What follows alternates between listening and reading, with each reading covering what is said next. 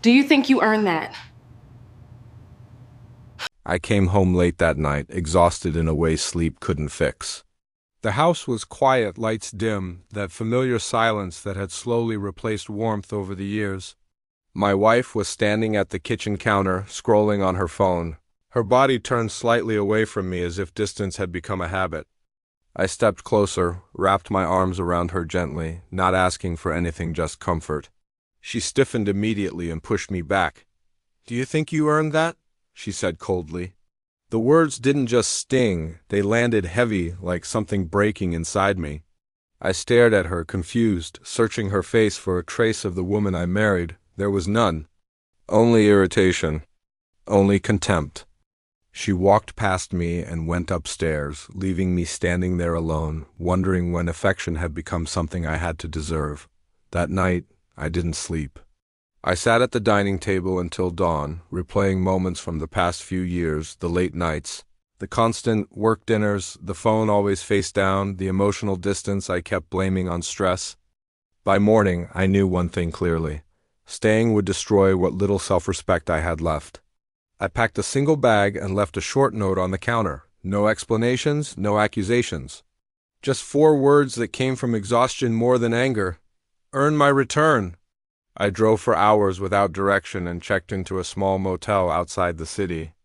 The room smelled like old carpet and regret, but it was quiet. That was enough. When I finally turned my phone on, there were dozens of missed calls from my wife, my son, my brother. I ignored them and opened our shared phone account instead. That's when I noticed one number repeating again and again, always late at night, always long calls. Whoever it was knew my schedule. I called my brother and told him everything. He hesitated, then admitted he'd seen my wife at dinner weeks earlier with a man who wasn't me.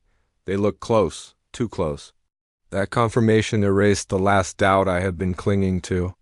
The next day I hired a private investigator. I didn't want assumptions. I wanted facts. While he worked, I stayed away from home, thinking about my kids, especially my son, who had always been closer to me than anyone.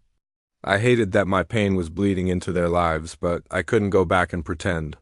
4 days later, the investigator called. The man's name was Daniel Welfy, divorced, a pattern of relationships with married women. The affair hadn't started recently, it had been going on for years. Hotel meetings, trips disguised as conferences, lies stacked neatly on top of each other. Then came the part that hurt even more. Financial records showed money missing. A second mortgage I never signed, college funds slowly drained.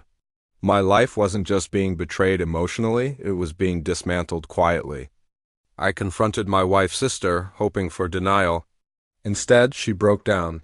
The affair had been happening for almost a decade. When I asked the question I had been afraid to ask, her silence answered before her words did. There was a chance my son wasn't biologically mine. The world narrowed to a single sound, my own breathing. I didn't cry. I didn't shout. I just left. 2 days later, I had confirmation. The test said 0% probability. I sat alone with that truth for hours, staring at a piece of paper that tried to erase 16 years of bedtime stories, school pickups, advice, and laughter. But biology didn't raise him. I did. That bond didn't disappear because of a test. When my son eventually found out, it wasn't from me. It was from an email he shouldn't have seen. He showed up at my door, shaking, holding the truth in his hands. I didn't lie. I didn't soften it. I told him I was his father because I chose to be. Because I stayed. Because love isn't DNA, it's action. He hugged me like a child again, and in that moment nothing else mattered. The divorce was ugly. Lies turned sharper, threats replaced apologies, but facts don't bend to emotion. The evidence spoke clearly. I kept the house, I kept custody. The money was recovered. The man she left me for disappeared once the secrecy was gone. She lost more than a marriage. She lost control of the story she thought she was writing. Months later, the house feels lighter. Not happy all the time, but honest. My kids are healing slowly. I'm healing quietly.